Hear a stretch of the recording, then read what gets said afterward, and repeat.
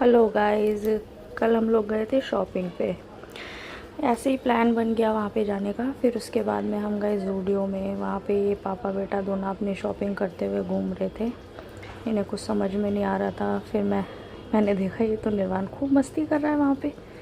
ये एक डमी खड़ा हुआ था, उसके पैर छूने लगा। आजकल इसको आदत हो गई है, किसी की भी देखता है तो ये उसको जय करता है इस तरह से पैर छू के। और ये अच्छे से प्रॉपरली इसके पैर दबा के छू रहा था।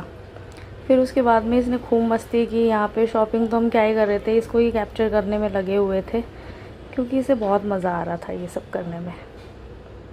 ये देखो। फिर मैं इसके पापा के लिए कुछ कैफे देखने लगी। साइज़ का इशू रहता है, क्योंकि मैंने कहा ट्राई करके देख लेना। फिर ये अपनी आंटी के पास गया।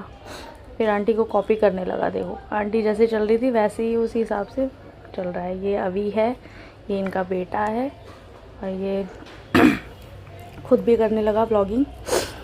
फिर उसके बाद हम गए वाजीवा में चाप खाने के लिए।